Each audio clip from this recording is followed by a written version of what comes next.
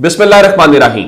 लाखों करोड़ों दुरूदो सलाम मोहम्मद मुस्तफ़ा सल्लल्लाहु अलैहि वसल्लम और आले मोहम्मद पर। मैं हूं उमर दराज गोंदल। इस्लामाबाद हाई कोर्ट से पहली बड़ी खबर कि इमरान खान से मुलाकात क्यों नहीं करवाई जा रही, और ऐसे में जब इमरान खान की जिंदगी के हवाले से सवाल उठाए जा रहे हों कि उनकी जिंदगी खतरे के अंदर है, जो मुराद सईद ने भी बात की और उनकी हमशीरा ने भी बात की, तो फिर जरा ये इंपॉर्टेंट खबर बन जाती है।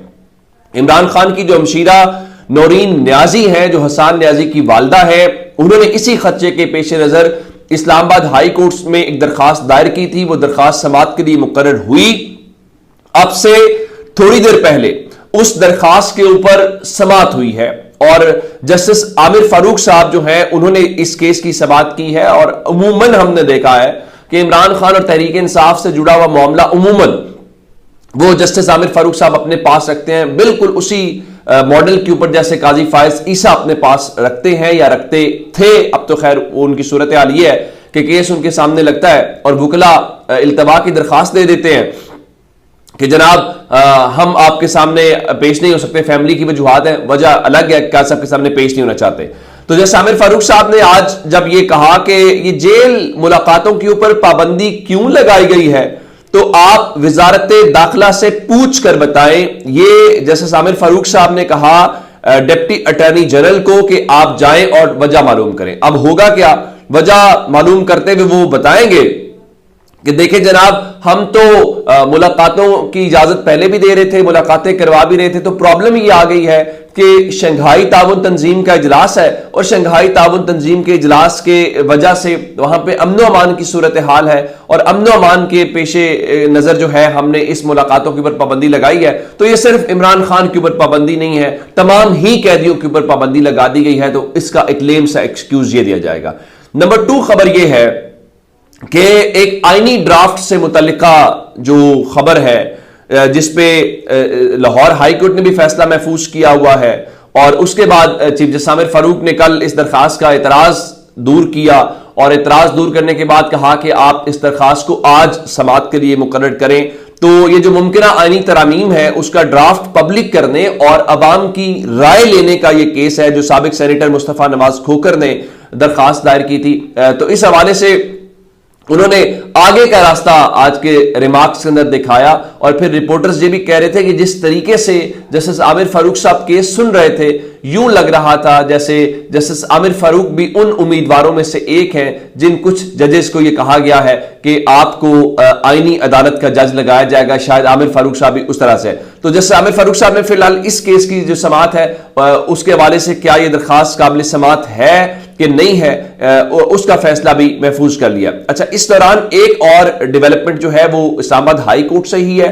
इमरान खान के जो फोकल पर्सन है इंतजार पंजोथा, आप जानते हैं कि उनको उठा लिया गया और गुज़श्ता रोज आईजी इस्लामाबाद पेश हुए थे और उन्होंने ये बताया था कि जी वो उस इलाके की जो लोकेशन है वो आ रही है, और बताया जी एक वकील छोड़ने फैजाबाद गए, वहां से वापस इस्लामाबाद आ गए और उसके बाद से हम ट्रेस करने की कोशिश कर रहे हैं। आज डीआईजी पेश हुए और बताया जी हमें ना सीसीटीवी फुटेज से पता चला है कि जो इंतजार पंजोता है वो इस्लामाबाद से रावलपिंडी चले गए थे और अब हम रावलपिंडी की जो सीसीटीवी फुटेजेस से ट्रैक करके जुमे के बाद अदालत को आगाह करेंगे, उसकी हिदायत दे दी गई हैं। यानी दूसरे लफ्जों में आप यूं कहिए कि इस मामले को भी लटकाया जा रहा है। पहले आप कह रहे थे जी वहां पर लोकेशन है, अब आप पिंडी डाल रहे हैं, तो कौन इसको ढूंढेगा? ये एक अलग से तमाशा जो है वो वाली बात है। अच्छा, चंद पिछले दिनों से हमने ये देखा कि अली अमीन गंडापुर के ऊपर तनकीद हुई, हमने भी तनकीद की। जाहिर है जब आप अपने लोगों को बीच रास्ते में छोड़ के चले जाएंगे तो फिर ये ठीक नहीं होगा। लेकिन अली अमीन गंडापुर ने रात जो काम किया है उन पे जितनी उनकी तारीफ की जाए वो कम है, जितनी उनको शाबाश दी जाए वो कम है। हुआ ये कि पश्तून तहफ़्फ़ुज़ मूवमेंट या पीटीएम जो है वो आज 11 तारीख से 3 दिन के लिए जिरगा करने जा रहे थे और विफाकी हुकूमत और मोहसिन नकवी जैसे हीरे तो दिमाग से सोचते ही नहीं ना, ये हीरे तो बंदूक की नाली से सोचते हैं। जब बंदूक की नाली से सोचते हैं तो फिर अकल नाम की कोई चीज नहीं होती।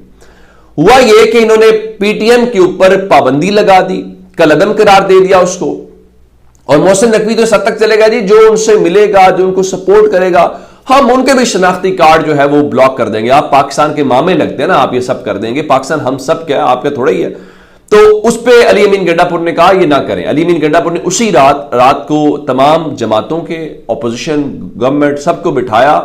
उसके बाद कहा गया कल ग्रैंड जिरगा होगा। कल ग्रैंड जिरगा हुआ। ग्रैंड जिरगे के बाद यह तय पाया कि इस सारे मामले को लीड करेंगे अली अमीन गंडापुर। अली अमीन गंडापुर जो है वो रात को जमरूद गए और वहां पे पीटीएम के साथ उन्होंने मुज़ाकरात किए और मुज़ाकरात करने के बाद वो और मंजूर पश्तीन इकट्ठे आए और इस हवाले से यह तय पाया है कि पश्तून तहफ़्फ़ुज़ मूवमेंट जो है वो 3 रोज के लिए जिरगा करेगी।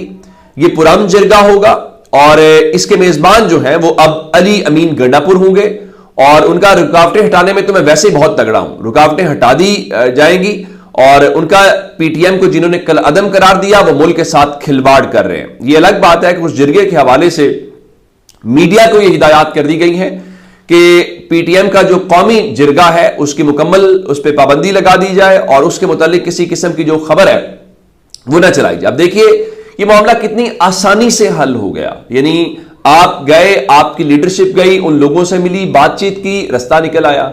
यही मोहसिन नकवी, यही डंडे वाले होते तो बेड़ा तो गर्क हो गया था। 3 लोगों की जान मुबैना तौर पर जाने के इल्जामात लग रहे हैं। तो क्या फायदा हुआ, क्या इस पूरे के पूरे, मैंने उस दिन भी गुजारिश की थी कि बलूचिस्तान में जो कुछ चल रहा है हम तो उसको नहीं कर पे। अभी पता चला कुछ मजदूरों को और वहां पे उनकी जान ले ली गई है।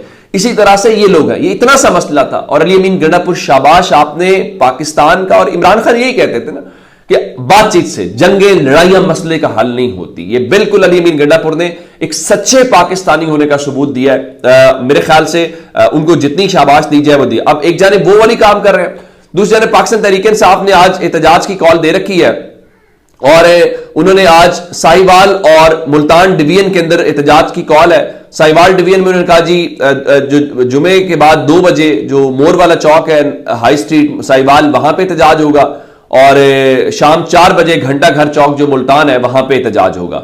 अच्छा, इन्होंने कल 8 अजला के अंदर दफा 144 नाफिज कर दी थी, मैंने आपको बता भी दिया था।